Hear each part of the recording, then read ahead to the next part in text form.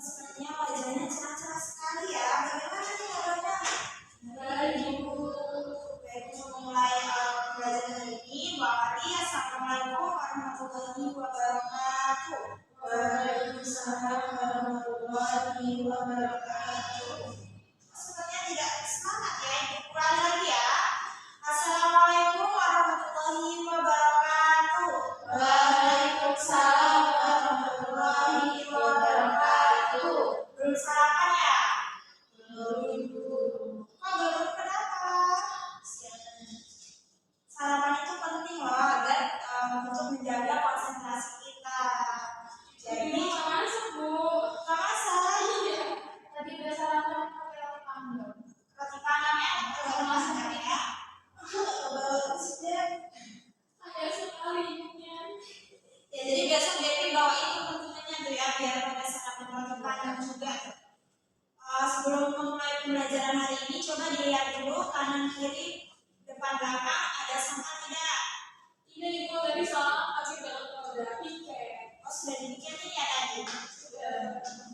Untuk memulai pembelajaran hari ini kita berdoa terlebih dahulu ya. Siapa ketua kelasnya? Ya silakan ya Mas memimpin berdoa. Jadi sebelum memulai pelajaran pada pagi hari ini, alangkah baiknya kita memulai pelajaran dengan berdoa. Berdoa mulai. Berdoa selesai. Semoga pembelajaran kita hari ini dirahmati Allah dan dimudahkan oleh Allah ya. Sebelum memulai pembelajaran hari ini, Ibu akan cek kehadiran dulu nih. Siapa yang tidak masuk hari ini? Sama tidak hadir. Kenapa sama tidak hadir? Ada keterangannya? Sepertinya dia bawa kesiangan, Ibu. Oh, belum kesiangan ya. Jadi Ibu absen dulu ya. Devian Mawati, Ibu. Nyimas Esa Juwita, Hadir, Ibu. Umun Latifah, Hadir, Ibu. Salma Nur Farida, Dia Putri Fani. Sepertinya tidak masuk juga, Ibu. Isi. Banyak yang tidak hadir hari ini. Sampaikan kepada temannya ya jika 3 kali tidak hadir, suruh menghadap Ibu ya. Karena tidak hadir tanpa keterangan. Baik, selanjutnya masih ingat tidak materi pekan lalu yang sudah kita bahas? Ingat, Ibu, tes prosedur. Tes prosedur, iya betul nih Mas. Tes prosedur ya, materi pekan lalu kita sudah mempelajari tentang tes prosedur. Apa itu tes prosedur, Devi? Tes prosedur itu tes Bu yang menjelaskan tahapan-tahapan, tata cara, langkah-langkah dalam membuat sesuatu biar bisa menghasilkan sesuatu yang diinginkan. Iya, jadi betul sekali ya Kak Jadi bahwasanya tes prosedur itu tes yang memberikan langkah-langkah agar yang kita lakukan itu sesuai dengan urutannya. Lalu bisa dicontohkan di Mas tes prosedur itu yang seperti apa? Tes prosedur misal tata cara membuat kopi, Ibu. Iya betul, membuat kopi. Umur ada lagi contohnya? Membuat memasak mie. Memasak mie, iya betul. Jadi semuanya itu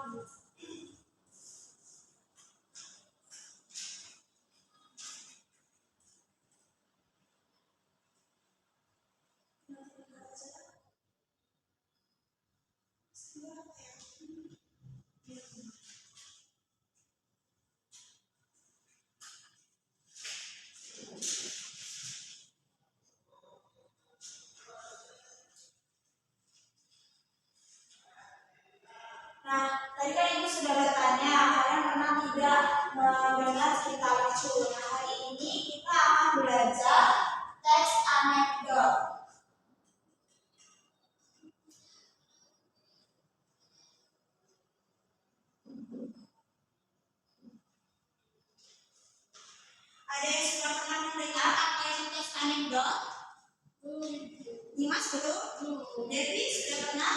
Tes anekdot itu tes yang isinya humoris gitu nggak sih? Humoris. Sifatnya humoris, kayak untuk menghibur pembaca.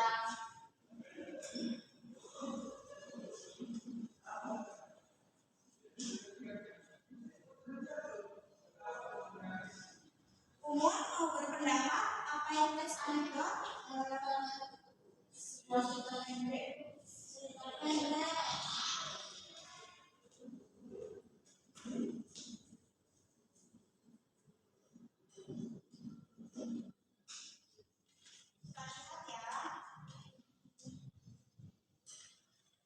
Jadi, teks anekdot adalah sebuah cerita singkat yang biasanya berisi sindiran yang lucu dan menghibur yang mungkin merupakan pengalaman dari seseorang. Teks anekdot bertujuan untuk menghibur pembacanya.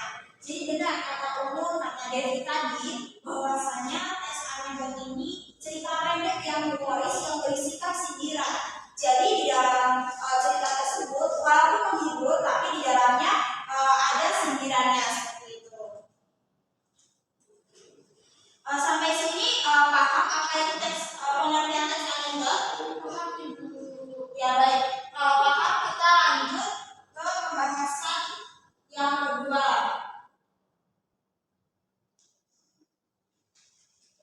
yaitu ciri-ciri teks anekdot.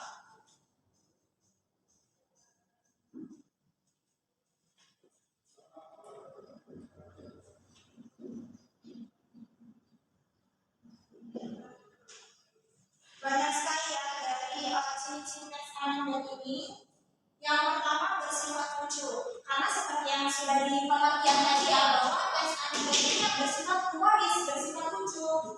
Jadi ciri-cirinya yang pertama itu bersifat lucu.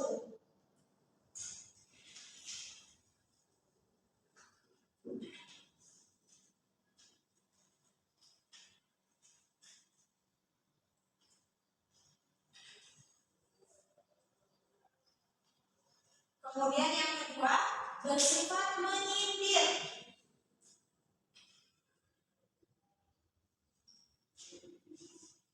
Dimas tahu apa yang dimaksud bersifat menyindir ini? Menyindir itu biasanya ngasih tahu secara tidak langsung gitu Ibu. Iya betul sekali.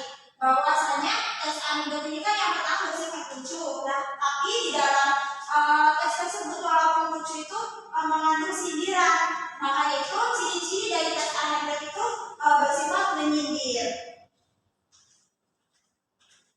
Kemudian yang ketiga bisa dibacakan Dimas? Yang ketiga bersifat menggelitik, artinya bisa menghibur pembaca dengan kelucuan yang ada pada teks. Iya betul sekali, bahwasanya ciri-ciri teks anekdot ini bersifat menghibur karena lucu itu tadi ya, tapi di dalamnya itu terdapat sindiran walaupun itu menghibur. Yang keempat bisa dibacakan Mas? Yang keempat bisa berdasarkan pengalaman pribadi atau tokoh penting. Iya betul, jadi bisa berdasarkan pengalaman pribadi kita. Misalnya nih, kita punya cerita lucu, nah itu kan pengalaman pribadi kita yang kita tulis sebagai teks anekdot. Kemudian bisa memiliki tujuan tertentu. Kita menulis teks anekdot berdasarkan tujuan yang kita inginkan, seperti itu.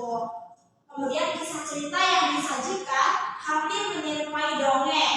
Kemudian yang terakhir, seringkali menceritakan tentang karakter hewan dan manusia yang saling terhubung secara umum dan realistis.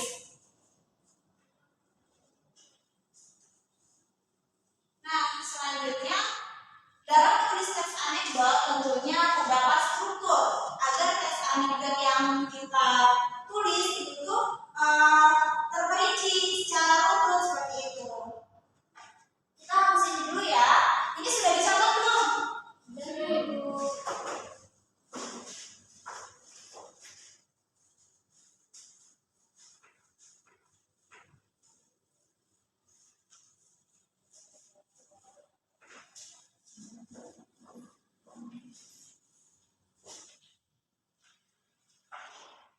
Selanjutnya terdapat struktur teks anekdot.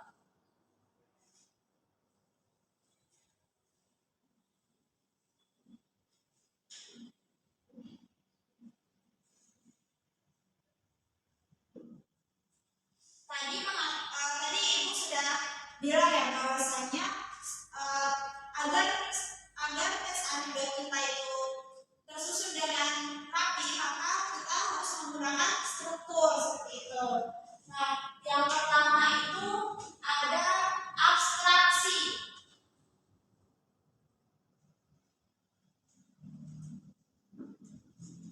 Sudah pernah mendengar apa itu abstraksi?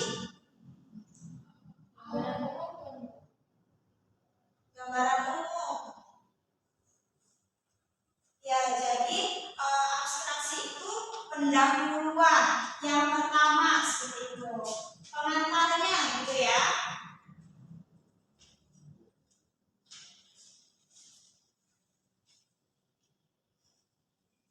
Umum silakan perhatikan. Silakan perhatikan Ibu saat menjelaskan ya. Saudara Dimas coba bisa dibaca apa itu pengertian abstraksi? Abstraksi adalah bagian pendahuluan atau bagian pembuka teks anekdot. Bagian ini berfungsi untuk menggambarkan isi teks secara singkat agar pembaca mengetahui arti cerita yang dimaksudkan. Ya, terima kasih Dimas. Jadi dapat disimpulkan ya bahwa abstraksi ini pendahuluan bagian pembuka dari teks anekdot yang kita tulis.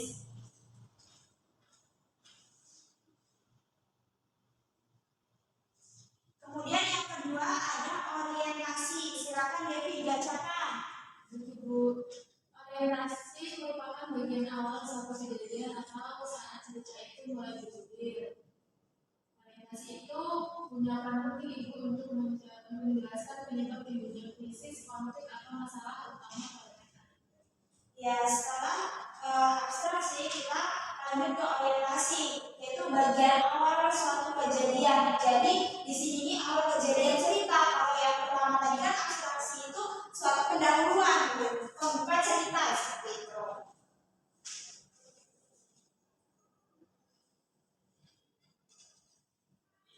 Kemudian yang ketiga, silakan Ibu dibaca.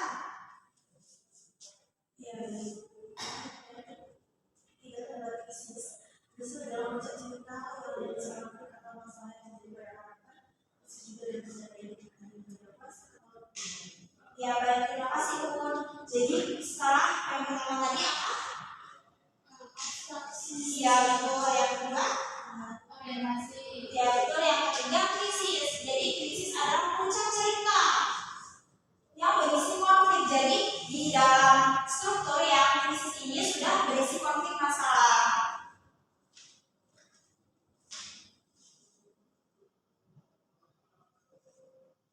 Kemudian yang keempat ada reaksi. Reaksi itu respon atau reaksi yang dilakukan oleh karakter setelah mengalami krisis tadi.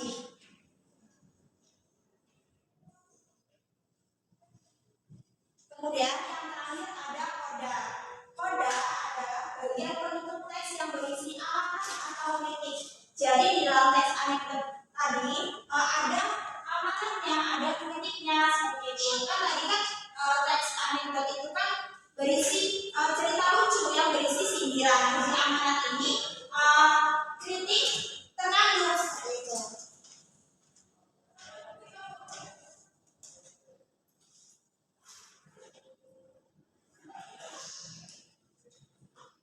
Nah, selanjutnya terdapat manfaat dari teks anekdot.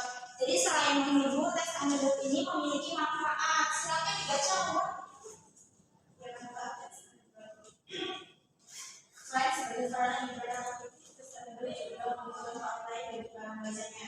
Teks anekdot mampu menyampaikan pesan atau makna dengan cara yang mudah dan mudah dicerna. Cerita-cerita yang dibawakan membawa pembaca berpikir, tertawa dan bermanfaat aspek-aspek kehidupan. Melalui teks anekdot, kamu juga bisa belajar cara menyampaikan kritik melalui cara yang lucu dan menghibur tanpa untuk menggunakan kata-kata yang kasar dan menyakitkan.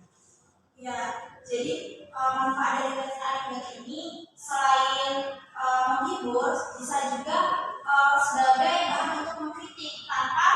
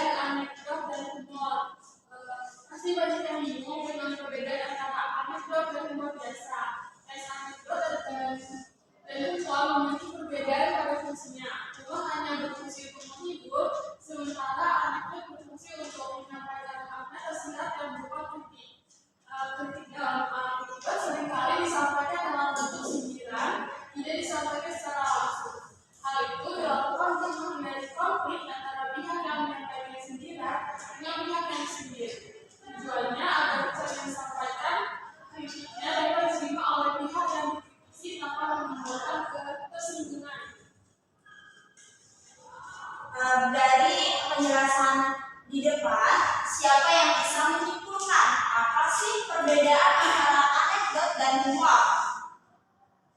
Ayo siapa?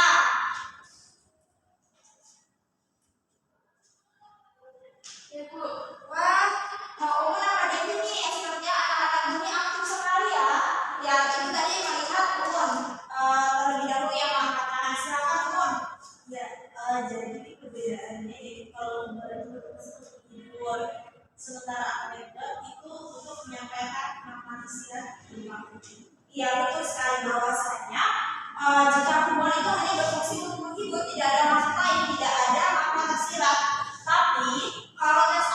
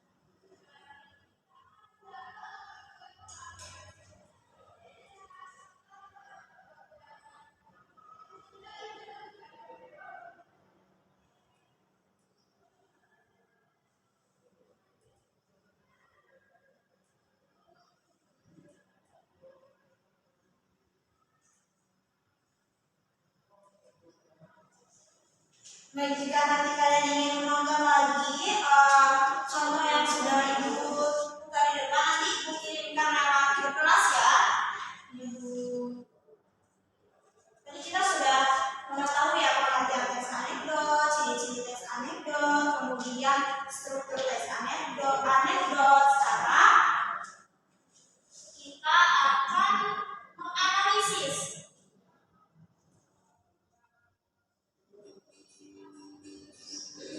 Teks anekdot ini ya.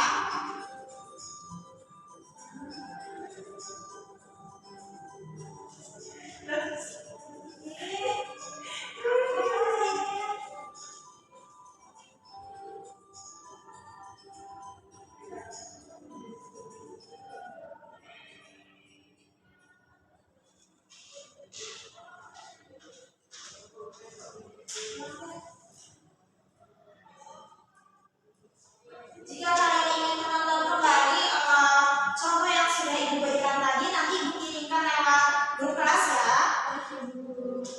Tadi kita sudah mempelajari pengertian teks anekdot, kemudian ciri-ciri teks anekdot, kemudian tadi kita juga sudah mengetahui juga ya struktur teks anekdot itu seperti apa urutannya seperti ya.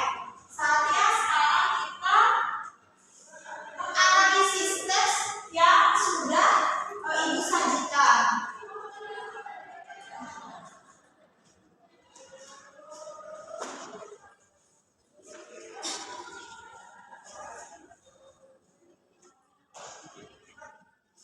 Baik, dari teks yang sudah ditampilkan di depan, silakan dibaca. Siapa yang mau membaca? Ya, silakan Dimas membaca. Jadi datang bertanya pada sukunya yang bernama Alan. Dia berdomisili di sebuah kota. Di suatu pagi yang enggak, Dodi diajak mencari sarapan oleh Alan. Mereka naik mobil dan mengendarai Alan. Di perempatan jalan, lampu merah menyala. Tapi Alan maju terus. Dodi pun ikut sepupunya itu. Dodi, lampu merah kenapa kamu maju terus? Alan, Allah tenang aja, udah begini aku bisa bikin undang-undang kok. Dodi, bagaimana bisa? Bukankah saya yang membuat undang-undang itu DPR, terus pemerintah? Alan meminggirkan mobilnya. Dodi, mengapa minggir? Alan, mau menjawab pertanyaanmu? Jawabnya fokus. Lalu Dodi, mengapa harus minggir? Alan, menghentikan mobilnya lalu dirogoh ke celananya. Ini jawabannya yang menaruh dompet di bersihkan di depan Dodi. Oh, betul Dodi. Ya, terima kasih Dimas. Jadi dari teks yang sudah ibu sajikan ini, silakan dianalisis. Nanti maju satu persatu. Siap? Ya, ibu beri waktu 10 menit ya, berdasarkan struktur yang sudah ibu jelaskan tadi.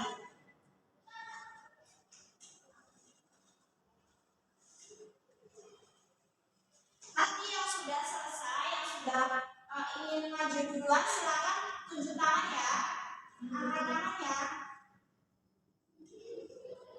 Biar ibu silakan untuk menulis di depan.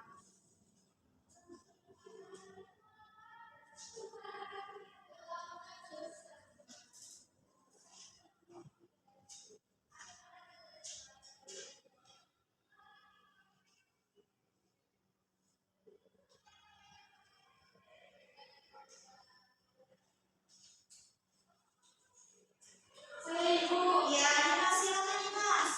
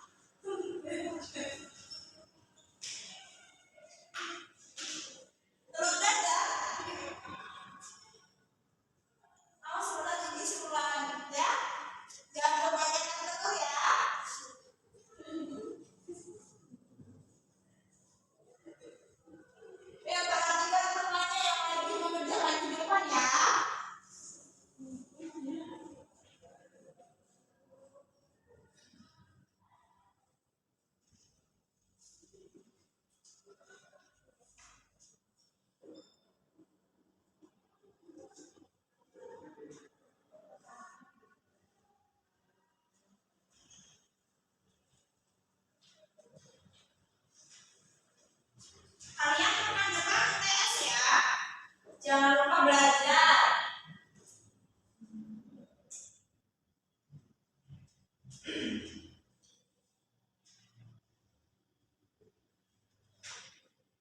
materinya dari bab 1 sampai bab 6 yang sudah kita pelajari kemarin.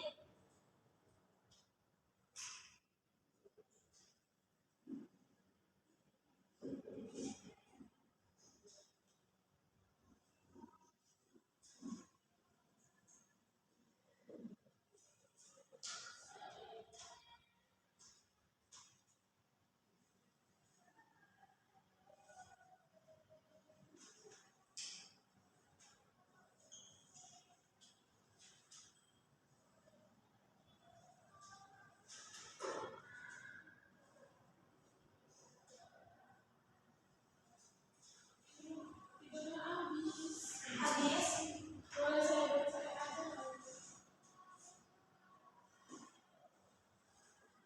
ya habis ya.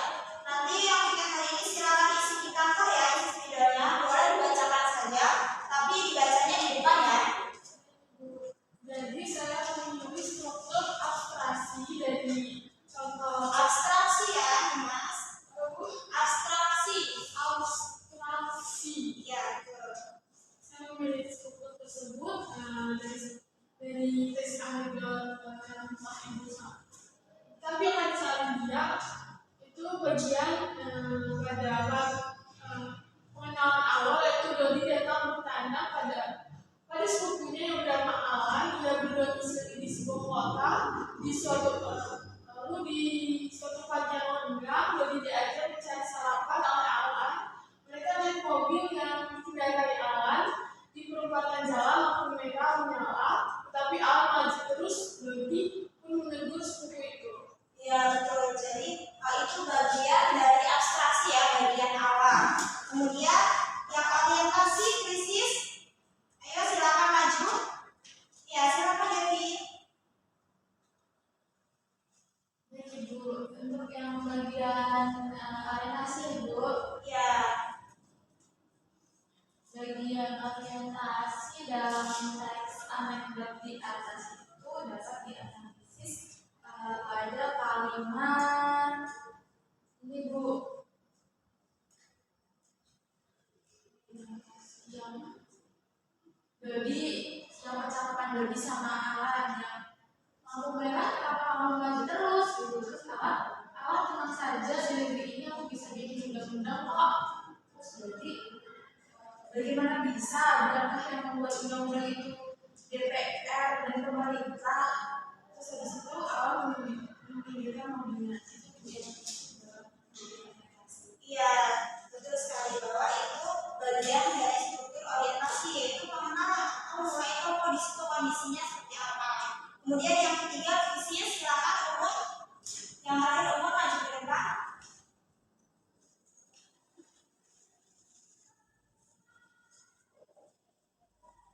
Ya itu jadi bagian krisis di sini yaitu saat Dodi bertanya mengapa memikir, terus kamu jawab mau menjawab pertanyaanku dengan terus kalau Dodi mengapa harus memikir kalau mau kita mau dimulai satu jalannya ini jawabannya menaruh dompet peristiwa di mana itu terlalu panjang ya. Ya betul, tapi itu kurang tepatnya. Silakan dulu. Ya, jadi bagian krisis itu hanya kenapa minggir seperti itu. Kemudian ini menjawab kenapa harus minggir. Kemudian reaksi baru yang mobil dihentikan lalu dirobos satu celananya ini jawabannya menaruh dompet dan isi uang di depan Dodi. Kemudian struktur yang terakhir yaitu modal, yaitu bagian Dodi berkata oh seperti itu.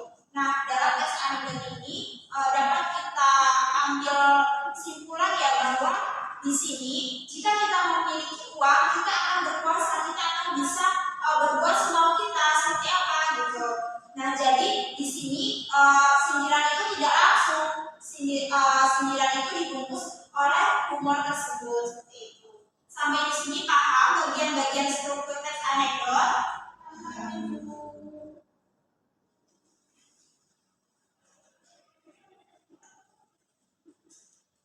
Nah, kemudian yang terakhir ini simpulan. Siapa yang mau membacakan? Silakan.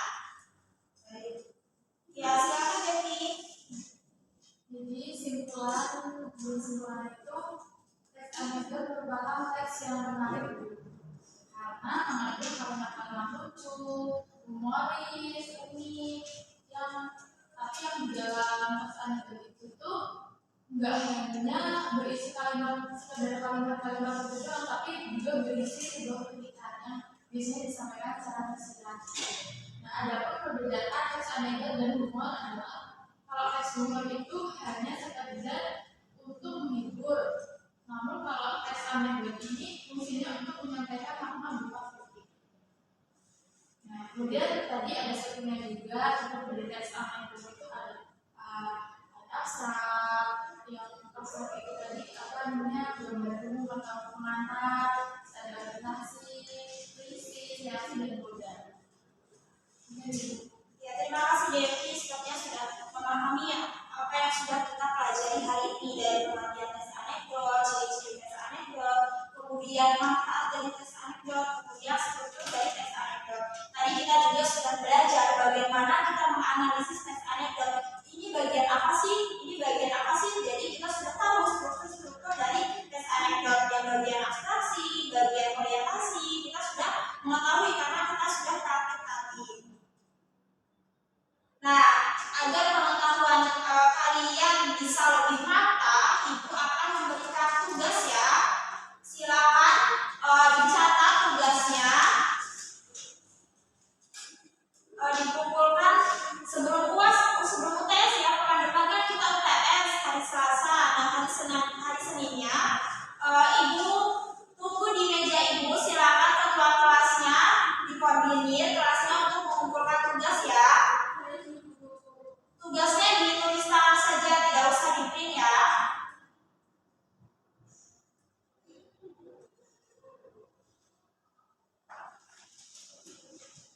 Alhamdulillah telah berakhir ya pembelajaran hari ini. Semoga pembelajaran hari ini dapat bermanfaat untuk kita menjadi semangat untuk terus kita belajar seperti itu.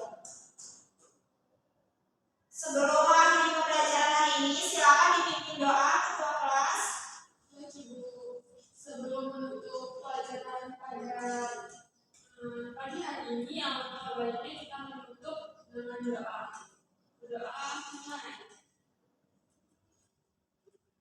Doa selesai. Alhamdulillahirrahmanirrahim.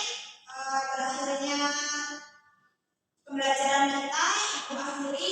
Wassalamualaikum warahmatullahi wabarakatuh. Waalaikumsalam warahmatullahi wabarakatuh. Oh ya, Ibu tadi lupa bilang ya, bahwasanya jangan lupa besok hari Selasa depan kita ada UTS, ujian tengah semester. Silakan persiapkan diri dengan sebaik-baiknya, maksimalkan belajar kalian. Nah, untuk materinya silakan pelajari dari bab 1 sampai bab 6 ya. Baik Ibu. Baik Ibu, pamit dulu ya. Baik Ibu. Terima kasih Bu. Iya, sama-sama. Assalamualaikum. Sudah ada.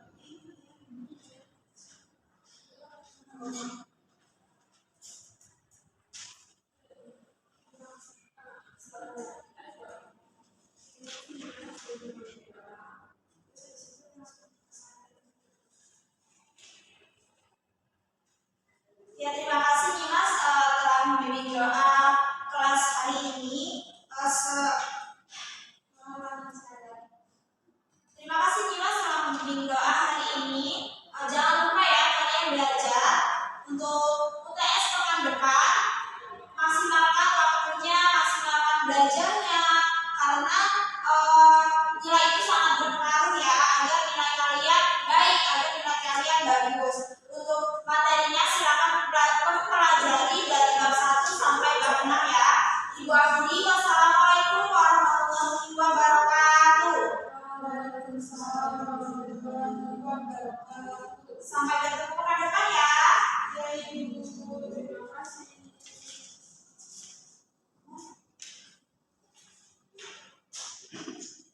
dan sebagainya selama beberapa saya awalnya menggunakan seperti itu dalam pasal 15 saya disyukur sebagai konsultan bagi saudara Kristiani mengajar PM 51 dengan topik teks anekdot tanggal 12 Desember 2023. Ya, yang pertama yaitu suara variasi dalam mengajar guru ya. Suara yang memberikan nada, volume suara dan kecepatan bicara sungguh baik. Lalu ini gerak perubahan ini gerak tangan atau dada untuk menyanyi juga sungguh baik. Lalu senyaman, mungkin saudara disukai kurang adanya senyaman di dalam kelas. Lalu yang keempat ada kontak pandang. Khususnya sudah melakukan dengan baik antara guru dengan siswa. Lalu perubahan posisi dari guru bergerak dalam kelas yang maksud yang berbeda-beda sudah cukup baik. Lalu yang keenam misalkan guru menyatakan pada bukti yang penting dari PJJ dengan menggunakan bahasa seperti dengan baik-baik, perhatian ini dan lain-lain atau istilah lainnya sudah ada, tapi mungkin lebih diperbanyak lagi. Lalu variasi penggunaan media atau alat bantu yang ada variasi visual untuk menggunakan alat bantu yang dapat dilihat muncul menulis dan juga gambar atau tidak dan sudah cukup baik. Lalu variasi aural untuk menggunakan suara langsung atau rekaman dari menjelaskan yang ada namun suaranya tidak masuk ke dalam audio visual record. Lalu variasi alat bantu yang dapat dipegang dan dimanipulasi belum dengan kesempatan siswa memanipulasi benda-benda atau alat bantu pengajaran sudah baik. Lalu variasi pola interaksi dan kegiatan siswa belum memperkenalkan perubahan dalam pola interaksi antara siswa dengan siswa dan juga mengalihkan kegiatan belajar sesuai dengan mungkin kurang.